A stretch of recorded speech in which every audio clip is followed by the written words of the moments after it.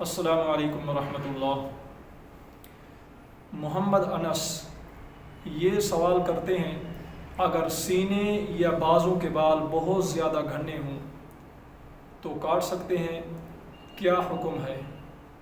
بھائی نے بہت اچھا سوال پوچھا ہے۔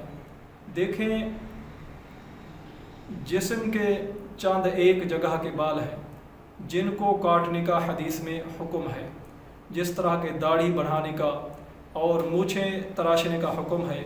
بغلوں کے بال جو ہیں ان کو اکھاڑنے کا حکم ہے۔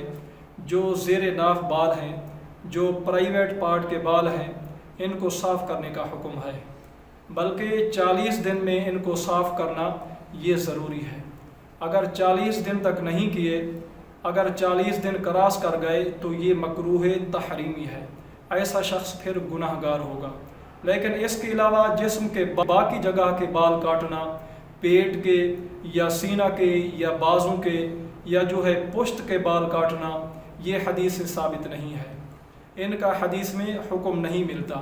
اس لیے فقہا بیان فرماتے ہیں کہ اگر کوئی معقول وجہ ہے، کوئی ضرورت ہے، یعنی جس طرح بہت سارے لوگوں کو بال بہت زیادہ گھنے پیدا ہو جاتے ہیں، سینے پر یا پیٹ پر یا بازو پر اور پشت پر بھی بہت زیادہ بال ہوتے ہیں، اگر ان بالوں کی وجہ سے پسینہ آ رہا ہے اور بدبو وغیرہ پیدا ہو رہی ہے، یا پھر اسی طرح بال بہت زیادہ گھنے ہیں اور غسل کرنے میں پانی بہت زیادہ استعمال ہوتا ہے، تو اگر کوئی معقول وجہ ہے تو کاٹ سکتے ہیں، کاٹنے میں کوئی حرج نہیں ہے۔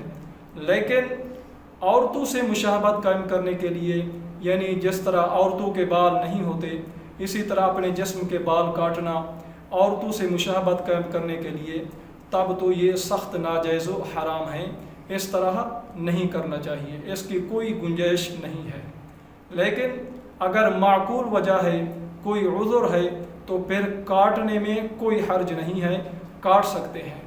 لیکن اگر بال بہت کم ہیں، کاٹنے کی ضرورت بھی نہیں ہے، ایسے ہی کاٹ رہے ہیں، تو یہ مرد کی شان ہے، بال نہیں کاٹنے چاہیے، اور مردوں کی یہ بال جو ہیں یہ شان ہے، مرد کو یہ زیب نہیں دیتا کہ وہ اس طرح کی حرکت کرے، یعنی بلا ضرورت جو ہے اپنے جسم کے سینے کے یا پیٹ کے یا پشت وغیرہ کے یا بازو کے بالوں کو صاف کرے، اس طرح نہیں کرنا چاہیے۔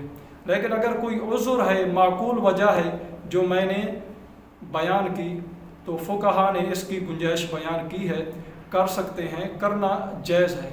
لیکن اگر تو اس وجہ سے کر رہے ہیں کہ عورتوں سے مشابہت قائم کرنے کے لیے، پھر یہ ناجائز و حرام ہوگا، اور اس سے بچنا یہ ضروری ہے۔ امید کرتا ہوں میری بات آپ کو سمجھ آ گئی ہوگی۔ اللہ تبارک و تعالی ہم سب کو شرعی مسائل جاننے کی توفیق عطا فرمائے، آمین۔ السلام علیکم ورحمۃ اللہ۔